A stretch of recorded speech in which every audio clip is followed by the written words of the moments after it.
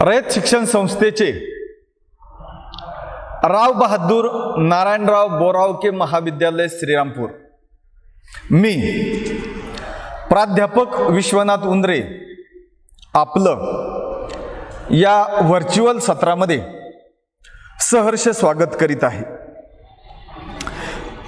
विद्यार्थी मित्र हो, आपण मागील काही तासापासून 12वी राज्यशास्त्र या पाठ्यपुस्तकातील प्रकरण क्रमांक 4 समकालीन भारत, शांतता,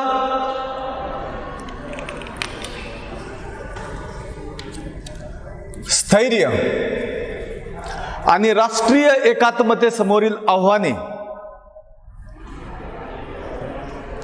या भागाचा अभ्यास करत आहोत। यामध्ये मागील तासाला आपण भारतासमोर असलेली आव्हानं पाहिली। त्यामध्ये पहिला मुद्दा पाहिला, देशी संस्थानांचे विलीनीकरण पाहिलं। दुसरा मुद्दा पाहिला, पाकिस्तानशी असलेला संघर्ष पाहिला। नागालँड, झारखंड आणि खलिस्तानची मागणी, पोर्तुगीज व फ्रेंच वसाहतींची मागणी, हे भारतासमोर असलेली आव्हानं होती। भारतामध्ये शांतता, स्थैर्य निर्माण करण्यामध्ये ही मोठी आव्हानं होती। त्याचबरोबर आर्थिक विकास, सामाजिक आणि सांस्कृतिक समस्या या क्षेत्रात देखील ही आव्हानं होती।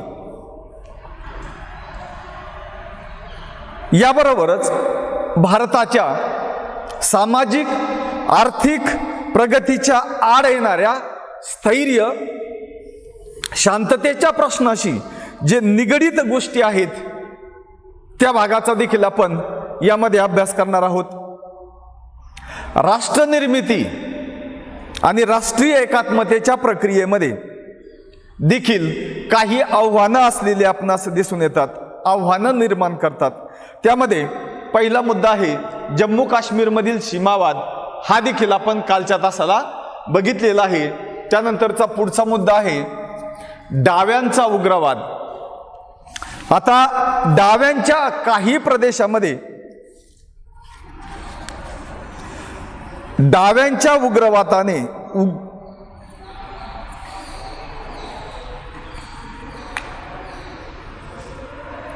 परिस्थिती चिघळत असलेली आपणास दिसून येते।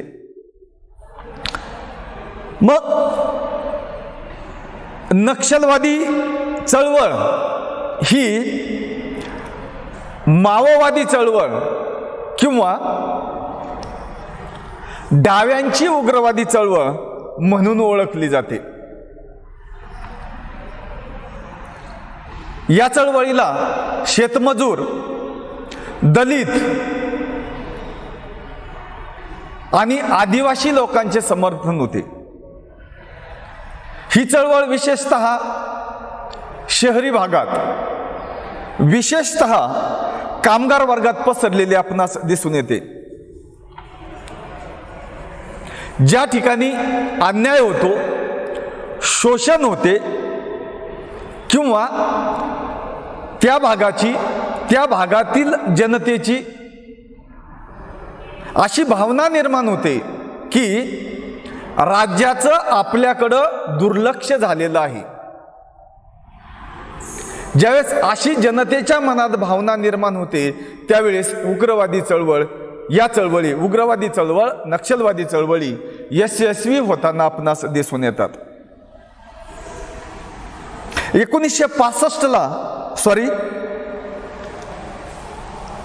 1967 मध्ये भारतात सरंजामशाहीच्या विरोधात नक्षलवारी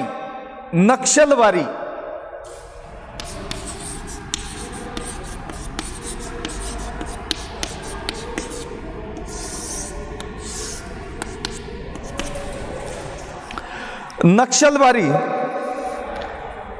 या ठिकाणी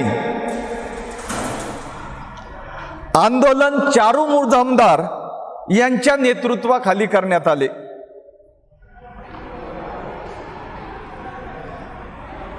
सरंजाही शासन पद्धतीमध्ये जनतेवर होणारा अन्याय याच्यापासून वाचण्यासाठी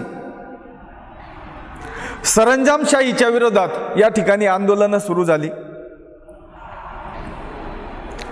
कालांतराने याचा प्रसार भारताच्या इतर राज्यामध्ये देखील झालेला आपणास दिसून येतो.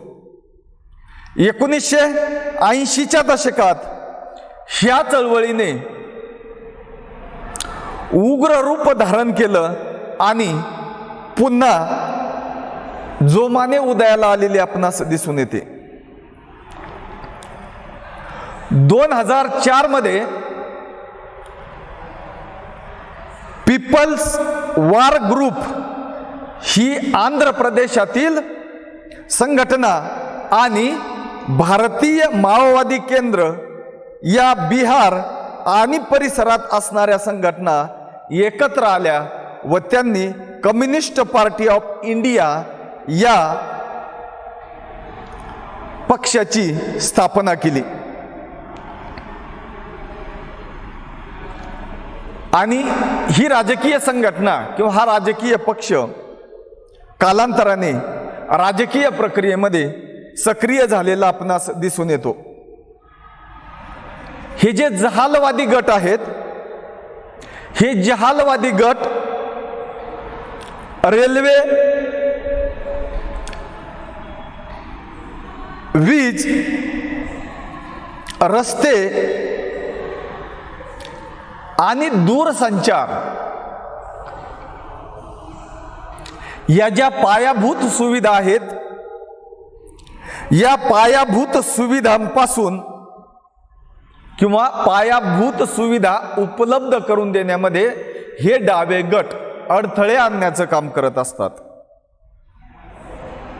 विकास कामांमध्ये अडथळे आणण्याचं काम करतात, हिंसक मार्गाचा अवलंब करतात की जेणेकरून ज्या शासनाने ज्या योजना राबविलेल्या आहेत त्या योजना कुचकामी ठरल्या पाहिजेत, जनतेपर्यंत त्या पोहोचता कामा नये, अशा प्रकारची धारणा या संघटनेची असलेली आपणास दिसून येते.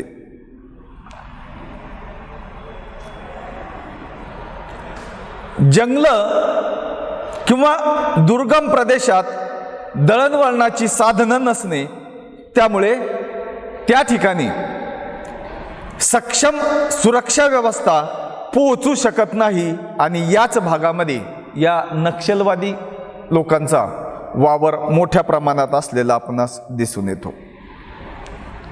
या ज्या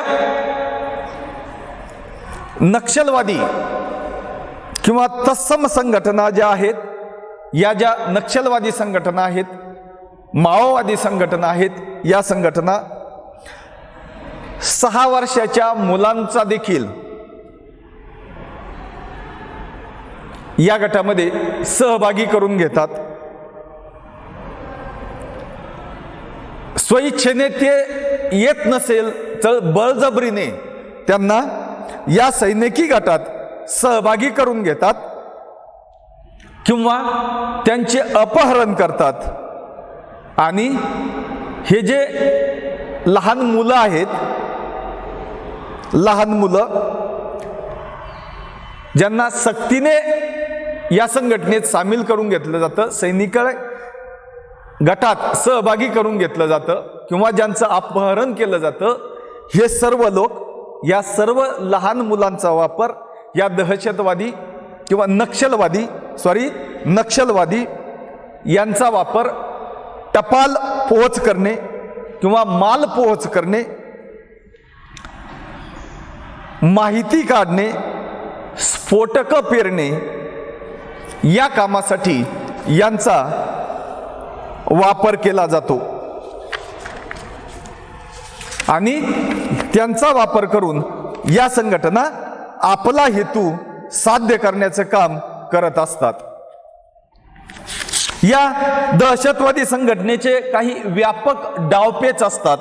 त्या व्यापक डावपेचामध्ये उग्रवाद्यांचे डावपेच, प्रचारकी घोषणांचा वापर, दुसरा आहे जनचळवळींची उभारणी करणे, तिसरा आहे महिला, आदिवासी आणि अल्पसंख्याक यांना क्रांतिकारी चळवळीकडे वळविणे, जनतेच्या काही प्रश्नांवर शहरी भागातील लोकांचं लक्ष वेधणं आणि ज्या सैनिकी संघटना आहेत या सैनिकी संघटनांचा विकास घडवून आणणे, अशा प्रकारचं उद्देश डावपेच या डाव्या उग्रवाद्यांचे असलेले आपणास दिसून येतात.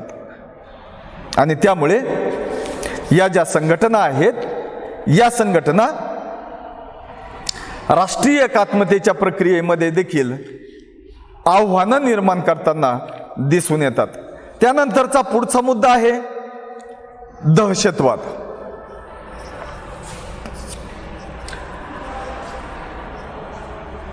दहशतवाद दहशतवाद म्हणजे समाजामध्ये भीती निर्माण करण्यासाठी हिंसाचाराचा केलेला वापर होय.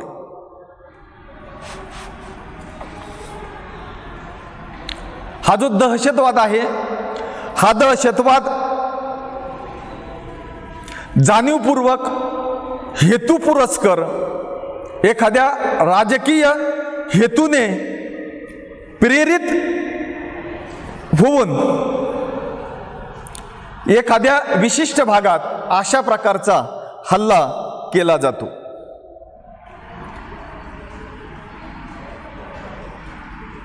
या हल्ल्यामुळे आर्थिक हानी, जीवितहानी, वित्तहानी मोठ्या प्रमाणात होत असते. आणि या हानीबरोबरच देशाच्या सुरक्षिततेला देखील धोका निर्माण होतो. कारण ह्या ज्या दहशतवादी संघटना असतात या दहशतवादी संघटना किंवा दहशतवाद हा जाणीवपूर्वक राजकीय हेतूने प्रेरित होऊन योजनाबद्ध रीतीने विशिष्ट भागात हा हल्ला केला जातो.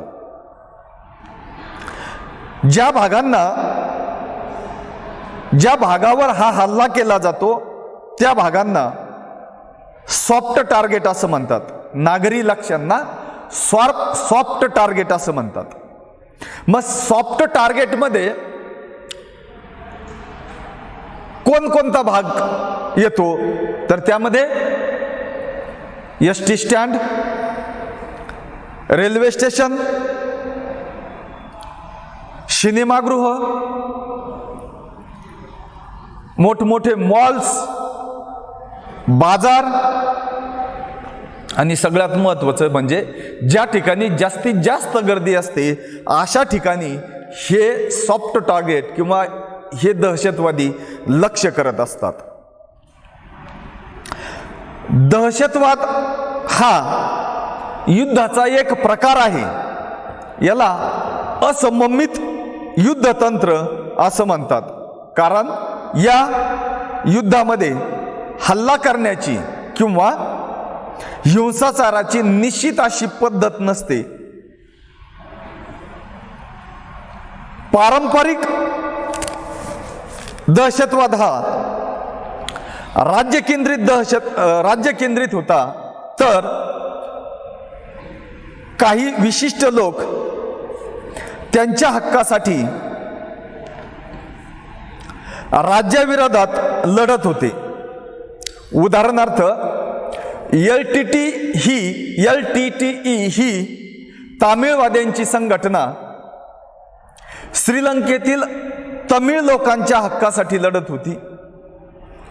आयरिश प्रजासत्ताक आर्मी IRA ही आयरिश लोकांच्या हक्कांसाठी लढत होती. तर स्पेनमधील सरकारच्या विरोधात बास्क्यो फादरलँड अँड लिबर्टी या फुटीरतावादी गटाने हक्कांसाठी संघर्ष केलेला आपणास दिसून येतो. म्हणजेच वेगवेगळा हेतू डोळ्यासमोर ठेवून या संघटना आपला हेतू किंवा आपल्या हक्कांसाठी लढत असलेल्या आपणास दिसून येतात. आधुनिक काळात हा दहशतवाद केवळ राज्यापुरताच दहशतवाद राहिलेला नाही, तर आधुनिक दहशतवादी हे एखाद्या अमूर्त विचारसरणी किंवा धार्मिक ध्येयासाठी लढत असतात. त्याला आज आंतरराष्ट्रीय स्वरूप प्राप्त झालेलं आपणास दिसून येतं. 11 सप्टेंबर 2001 ला न्यूयॉर्क शहरावर झालेला जो हल्ला आहे, या हल्ल्याला आधुनिक दहशतवादाची सुरुवात असं मानलं जातं. तसेच नायजेरियातील बोको हराम आणि अफगाणिस्तानातील तालिबान या आंतरराष्ट्रीय दहशतवादी संघटनांची नावं असलेले आपणास दिसून येतात. आणि हे दहशतवादी संघटना, दहशतवादी गट आपला हेतू साध्य करण्यासाठी वेगवेगळ्या मार्गांचा अवलंब करत असलेले आपणास दिसून येतात.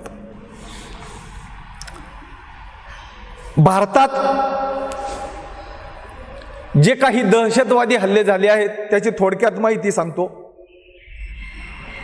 12 मार्च 1993 ला मुंबई येथे एकापाठोपाठ एक असे 12 ठिकाणी बॉम्बस्फोट घडून आले. 14 फेब्रुवारी 1998 ला कोइंबतूर शहरात 11 बॉम्बस्फोट झाले. 13 डिसेंबर 2001 ला जैश ए मोहम्मद आणि लष्कर ए तोयबांच्या 5 दहशतवाद्यांनी भारतीय संसदेवर केलेला हल्ला. 24 सप्टेंबर 2004 गुजरात येथील अक्षरधाम मंदिरात 2 दहशतवाद्यांनी घुसून केलेला बॉम्बस्फोट. 11 जुलै 2006 मुंबई येथे लोकल ट्रेनमध्ये 11 मिनिटात 7 ठिकाणी झालेले बॉम्बस्फोट. 8 फेब्रुवारी 2007 दिल्ली लाहोर समझोता एक्सप्रेसमध्ये झालेला बॉम्बस्फोट. अशा वेगवेगळ्या आणखी बरेच काही आहेत. त्यापैकी थोडक्यात या दहशतवादी जे हल्ले झाले या दहशतवादी हल्ल्यांची माहिती तुम्हाला सांगितली. यानंतर या प्रकरणातला शेवटचा मुद्दा आहे राज्याची प्रगती, राज्याची भूमिका. प्रगतीसाठी शांतता, स्थैर्य आणि सुव्यवस्था असणं नितांत गरजेचं असतं. जर अशा प्रकारची परिस्थिती नसेल तर त्या ठिकाणी त्या देशाची, त्या राज्याची, त्या समाजाची प्रगती होऊ शकत नाही. आणि त्याचबरोबर नागरिकांच्या जीवनमानाचा दर्जा देखील या ठिकाणी प्रामुख्याने राज्याच्या सुव्यवस्थेवर अवलंबून असतो.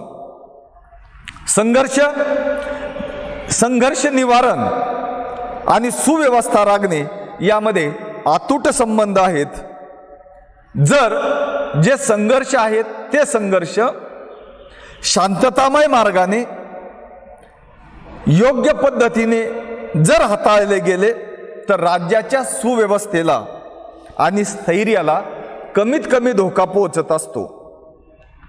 आणि म्हणून राज्यामध्ये शांतता आणि सुव्यवस्था प्रस्थापित होण्यासाठी राज्याची भूमिका या ठिकाणी महत्त्वाची असलेली आपणास दिसून येते. राज्याची भूमिका यामध्ये 3 पायऱ्या सांगितल्या आहेत. त्यातली पहिली पायरी आहे प्रतिनिधित्वाच्या घटनात्मक यंत्रणेचा वापर करून राज्यामध्ये राजकीय स्थैर्य प्रस्थापित करणे, सर्व प्रदेशांच्या एकात्म आणि सर्वांगीण प्रगतीतून आर्थिक भरभराट साधणं, लोककल्याणाच्या माध्यमातून सामाजिक सांस्कृतिक विकास साधणं हे मूल्य ध्येय भारतीय राज्यघटनेमध्ये नमूद केलेलं आपणास दिसून येतं. दुसरी पायरी आहे राज्याने परिषदा, प्रतिनिधी मंडळ इत्यादींच्या माध्यमातून अधिक प्रतिनिधित्व देऊन मागणीची जी तीव्रता आहे ती कमी करावी आणि मागास भागांमध्ये उद्योग निर्मिती करावी की जेणेकरून कामगारांच्या हाताला काम मिळेल, रोजगारांच्या निर्मितीत वाढ होईल. रोजगार निर्मितीच्या योजना या पद्धतीने सुरू कराव्यात. दुसरी गोष्ट, ग्रामीण भागात खाजगी उद्योगांना आणि पब्लिक प्रायव्हेट पार्टनरशिप या उद्योगांना देखील प्राधान्य देणं गरजेचं आहे. आणि शेवटची पायरी आहे, तिसरी पायरी, राज्याने संघर्षाचं व्यवस्थापन आणि निराकरण करणं गरजेचं आहे.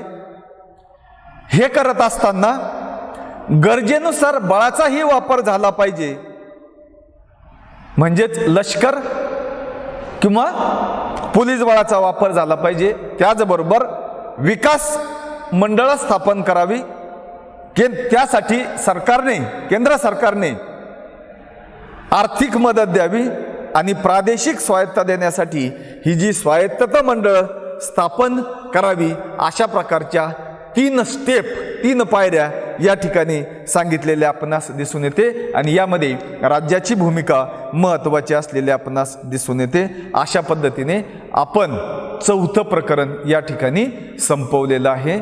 धन्यवाद.